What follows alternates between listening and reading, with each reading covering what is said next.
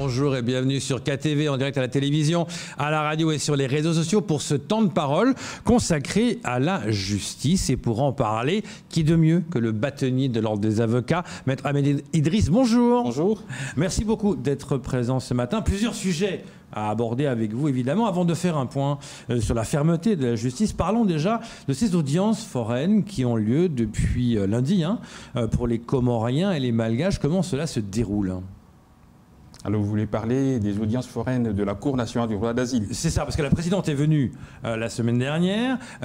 Qu'est-ce qu'elle a dit, justement? Parce qu'on sait que les demandeurs d'asile, c'est compliqué. À Mayotte, il y a beaucoup de retard, beaucoup de gens qui attendent, qui n'ont pas encore de réponse. Quel était son constat? Alors, le constat, c'est qu'il y a un nombre important de dossiers qui n'ont pas été traités. Ils n'ont pas été traités en 2019, qui n'ont pas été traités en 2018 et qui n'ont pas surtout été traités en 2020 à cause de la crise sanitaire. Donc il y a à peu près 780 dossiers qui sont en retard. Normalement, la Cour a une obligation légale de rendre des décisions dans un délai de 5 mois maximum, mais là on est à des délais qui sont 2 ans, 3 ans, 4 ans ans à peu près, effectivement pour certains. Et donc on a décidé ensemble, c'est-à-dire le barreau de Mayotte avec le tribunal administratif et des avocats du barreau de Saint-Denis de la Réunion, de faire en sorte que des dossiers qui sont en souffrance depuis quelques années déjà soient jugés le plus rapidement possible. Et comme vous le savez, ou peut-être que je vous le dis, depuis 2016, la Cour nationale du droit d'asile n'organise plus d'audience foraine à Mayotte. Ouais, tout se fait par visioconférence. Et donc, on a décidé de faire venir la Cour ici, puisque les requérants d'asile se plaignent que leurs dossiers ne passent pas. Ils ont même le sentiment que les dossiers leurs recours ont été rejetés, mais seulement ils n'en sont pas informés, ce qui n'est pas le cas. Et donc, la Cour a dépêché 2 magistrats, 2 rapporteurs, 2 greffiers. Donc, on a pour l'instant à peu près 6 personnels qui est à Mayotte, qui sont à Mayotte pour 5 jours, du 6 au 10 décembre depuis 2021. Lundi jusqu'à vendredi. Alors pour les Comoriens et les Malgaches. Alors c'est spécialement pour les Comoriens et les Malgaches, puisque les dossiers de Comoriens et des Malgaches passent par le juge unique. Ce sont des dossiers qui sont examinés par le dispositif du juge unique. Alors il faut savoir qu'à la Cour nationale du droit d'asile, c'est comme en correctionnel. On a la collégiale, où ce sont 3 magistrats, en tout cas un magistrat et 2 assesseurs, qui examinent les dossiers. Et on a le juge unique lorsque l'affaire n'est pas complexe, lorsqu'il n'y a pas de difficulté pour qu'un seul juge puisse trancher. Et pour que ça aille plus vite, peut-être, c'est ça? Ça peut aller plus vite, effectivement, mais même les décisions sont rendues plus rapidement que lorsque l'examen se fait en collégial. Et donc, effectivement, ils sont là pour 5 jours pour examiner à peu près 200 dossiers. 200 dossiers pour 5 jours, c'est quand même pas mal. Mais il en reste encore 500 derrière. Vous avez dit à peu près 780, donc il y a beaucoup, mais 200 dossiers. Pour les Comoriens et les Malgaches, vous prenez les plus anciens, j'imagine, les plus anciens dossiers au départ, pour accélérer le mouvement, pour qu'il y ait moins de problèmes. Les plus anciens, bien évidemment, puisque la Cour, alors si on ne fait pas comme ça, la Cour continuera à rendre des ordonnances. Les ordonnances signifient de rejet. Et en 2021, on a reçu à peu près 700 ordonnances, c'est-à-dire 700 rejets, sans examen, sans audition des requérants d'asile. 700, qui a un peu mis le feu aux poudres. 700, un peu. Alors on a réagi, parce qu'on ne comprenait pas que des personnes soient jugées sans être entendues, et que des ordonnances soient rendues dans une proportion qui est inquiétante. Et c'est pour ça qu'on a demandé que la Cour se déplace ou qu'elle organise des audiences. Alors en 2021, moi je viens de voir le rapport de 2020. Dans le rapport de 2020, la Cour nationale du droit d'asile a rendu 122 décisions et n'a accordé que 2 protections. C'est-à-dire sur les 120 qui ont déposé un recours et qui ont été entendus par la Cour nationale du droit d'asile, seulement 2 ont été acceptés. Les autres devaient rentrer chez eux. Bien sûr. Parce que oui, j'allais vous dire justement, demandeurs d'asile, généralement, c'est dans les pays en guerre ou des pays compliqués, etc. Là, on parle de Malgaches et de Comoriens. Qu'est-ce qui justifie leur demande d'asile? L'asile n'est pas réservé. C'est vrai que le principal objectif de l'asile, c'est de protéger, des personnes qui sont persécutées en raison de leur opinion politique, mais pas seulement en guerre, parce que là, on n'est plus dans l'asile politique, on n'est plus dans le réfugié politique. Mais est-ce qu'il y a vraiment autant de danger que ça pour tous ces Comoriens et Malgaches qui font... Alors, comme je le disais, il n'y a pas que la politique, il y a aussi l'homosexualité, il y a aussi le changement de religion. Je parle, mais vraiment, je parle dans un terme que tout le monde peut comprendre. Bien sûr. Il y a les mutilations sexuelles, il y a d'autres raisons. Vous en avez à peu près 5 ou 6 qui sont incorporées dans le droit d'asile. Donc des personnes peuvent venir dire « j'ai changé de religion », peuvent venir dire « je suis homosexuel, je suis persécuté dans mon pays », ce qui est le cas pour la plupart des demandes venant des Comores, changement de religion, homosexualité, et il y a d'autres qui vont venir dire qu'ils sont victimes de traitements inhumains et dégradants, notamment l'obligation de se prostituer, mais là c'est plus les Grands Lacs qu'autre chose. Donc il n'y a pas que les guerres, mais je vous rassure que les dossiers qui sont traités là en audience foraine, ce sont des dossiers politiques, c'est-à-dire qui sont en lien avec les mouvements de 2018. D'accord. Voilà. Et sur les 200 là, de cette semaine, combien il y en a qui vont être acceptés? Vous savez déjà plus ou moins, depuis lundi, la proportion c'est quoi? Vous savez plus ou moins ce qui s'est passé? Il n'y a pas encore de décision. Toutes les décisions seront rendues le 23 ou le 24. Ah d'accord. Oui. Ils passent tous en séance là et sera rendu le 23 ou le 24 pour savoir s'ils peuvent rester ou s'ils doivent rentrer. Parce que le problème aussi qu'il faut savoir, c'est quand on est demandeur d'asile, on peut rester sur le territoire, mais on peut pas travailler. Donc il y a ces problèmes. Il y a beaucoup. Et c'est pour ça qu'il y avait eu des manifestations devant le tribunal pour dire voilà, mais on fait comment en attendant le jugement? On fait comment pour vivre? Il y a aussi ce problème-là. Mais quand je prends les chiffres de 2020. Je ne peux pas dire que la solution sera différente. Ouais. C'est ça mais pour des personnes qui sont restées à Mayotte depuis 2018, depuis 2019, leur notifier des décisions de rejet, je pense que, en tout cas, ils ne vivront pas au mieux, et je ne pense pas que ce soit des personnes qui vont partir. Alors il faut aussi le savoir. Dès qu'il y a une décision de rejet, le préfet prend une décision, il prend un arrêté de QTF, un arrêté portant obligation de quitter le territoire français, mais après il y a des recours. Ça peut durer longtemps, ouais, c'est clair. Voilà, c'est ça. Alors, maintenant, parlons de la fermeté de la justice, parce qu'on lit sur les réseaux sociaux que la justice n'est pas assez ferme. Je prends l'exemple notamment de cette tentative d'homicide sur un policier par une adolescente qui, in fine, n'a pas allé en prison, a été placée en famille d'accueil. Donc, les gens disent, ouais, alors voilà, tentative d'homicide, ils font pas de la prison. D'où le fait de dire, la justice n'est pas assez ferme. Selon vous, elle n'est pas assez ferme? Moi, je l'ai dit, et récemment, auprès de vos confrères d'une autre chaîne, que la justice à Mayotte, elle est sévère. Et ça, les gens ne s'imaginent pas.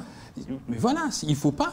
Le sentiment qu'on a, parce que de façon individuelle ou personnelle, on a eu un cas qui ne nous paraît pas avoir fait l'objet d'une sanction qu'il méritait, ne signifie pas que la justice à Mayotte est laxiste. Il n'y a pas de laxisme.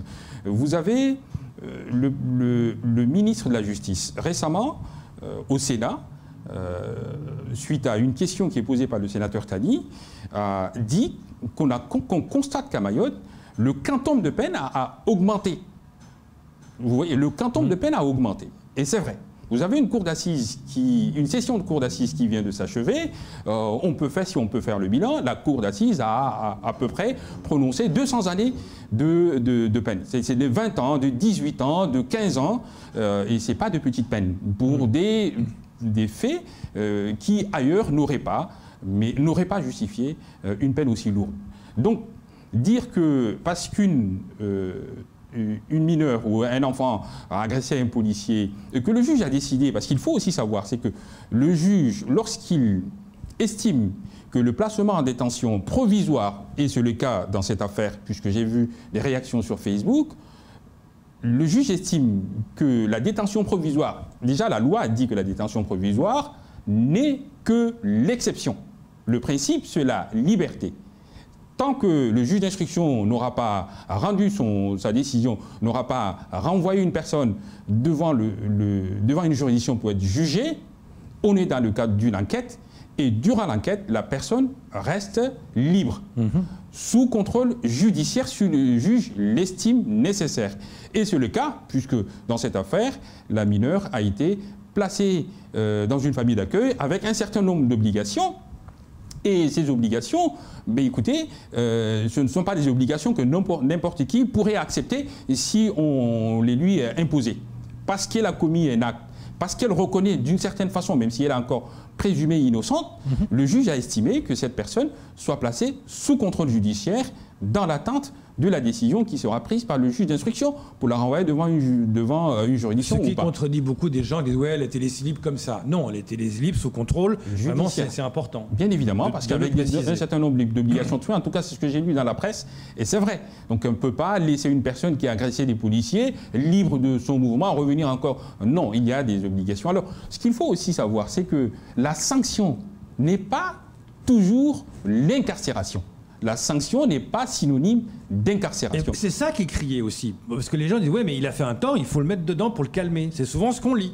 Oui, mais il faut aussi savoir que c'est la personnalité de l'accusé ou du prévenu ou de la personne condamnée qui peut justifier son placement en détention, oui ou non. Si une personne a commis des faits pour la première fois, ce qu'on appelle les primo-délinquants, et que cette personne travaille, et qu'elle est insérée dans la société, qu'elle n'a commis aucun autre acte auparavant, le juge, pour l'envoyer en prison, doit motiver l'incarcération. C'est ce que dit la loi.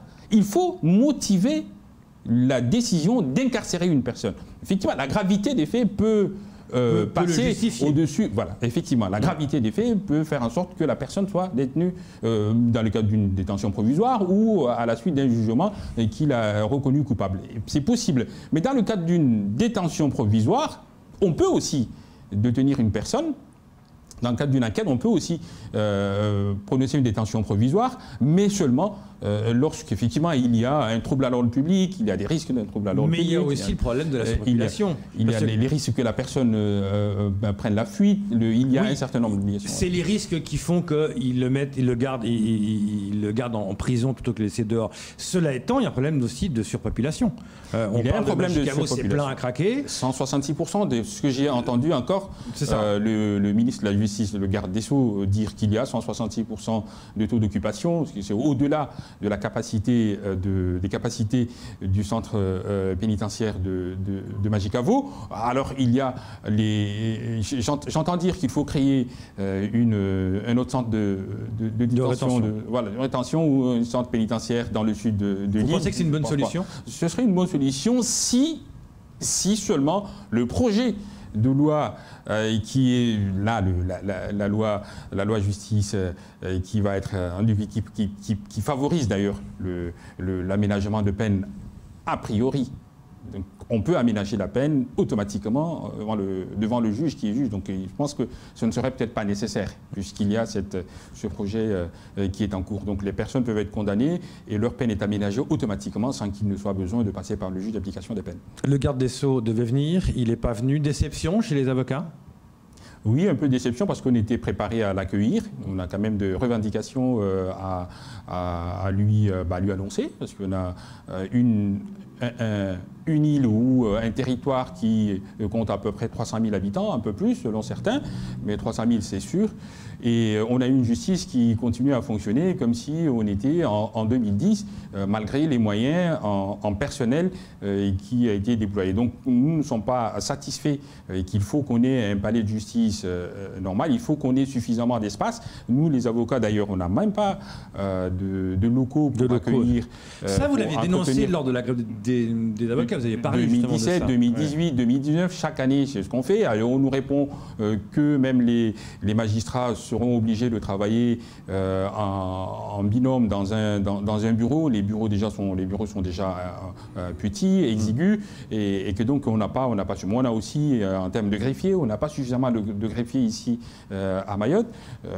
Il y a un certain nombre de revendications et surtout, en ce qui nous concerne, c'est un barreau qui se vide de son personnel aussi. On n'a pas beaucoup des avocats sont en train de partir et on n'enregistre pas de nouvelles demandes d'inscription. Quelles sont les raisons pour lesquelles les avocats partent? Les avocats partent, c'est parce que l'île n'est plus attractive comme elle le fut il y a encore quelques années. Encore en termes de salaire, en termes de prestations pour les avocats? Pas en termes de salaire, c'est bien le contraire. C'est que le niveau de vie des avocats a doublé en 10 ans, même triplé en 10 ans, du fait de la départementalisation, du fait de la judiciarisation aussi de la vie sociale, et aussi du fait que l'État verse beaucoup plus d'aides juridictionnelles qu'auparavant.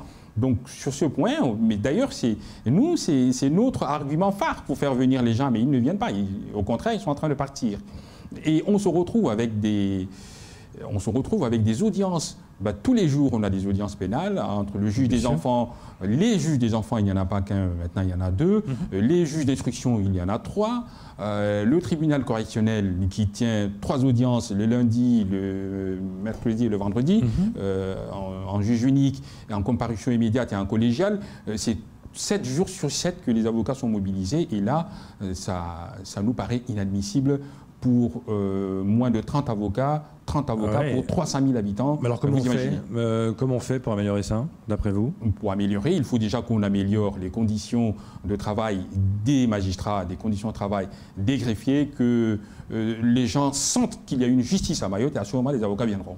Mais tant qu'ils auront le sentiment, quand ils viennent ici, qu'ils travaillent dans une juridiction de colonie, ils n'auront pas envie de venir. Les mots sont forts, hein. Les mots sont forts. Ah, je le dis, je pèse mes mots. Les mots sont forts. Je pèse mes mots. On a l'impression de travailler dans une juridiction de colonie. D'ailleurs, même au niveau des magistrats, quand ils jugent les gens, on a ce sentiment-là, qu'ils sont dans une colonie. Ça, je le dis, et qu'il faut qu'ils l'entendent. Voilà. Les mots sont forts. Ils sont forts. Et donc, il faut que le garde des Sceaux vienne ici et qu'on lui dise ça de vive voix, qu'ils l'entendent. Nous ne sommes plus dans une colonie, nous ne sommes plus dans une collectivité territoriale style de 2010, on est dans un département français et que Mayotte doit avoir les mêmes moyens. Il n'y a pas de raison qu'on nous discrimine. On a besoin des mêmes moyens que les autres départements pour avoir une justice de qualité. Et cette justice de qualité, si elle est au niveau des magistrats, on le reconnaît bien évidemment, on a des magistrats de qualité et qui sont des professionnels et qui connaissent le droit, mais on n'a pas les moyens, on n'a pas les moyens humains, on n'a pas les moyens en ce qui concerne les autres personnels, on n'a pas les moyens humains, on n'a pas les moyens matériels pour qu'il y ait une justice à la norme. C'est une justice de norme nationale française. Merci beaucoup d'être venu sans langue de bois ce matin. Merci beaucoup. C'est tout pour ce temps de parole. Tout de suite, la suite de vos programmes.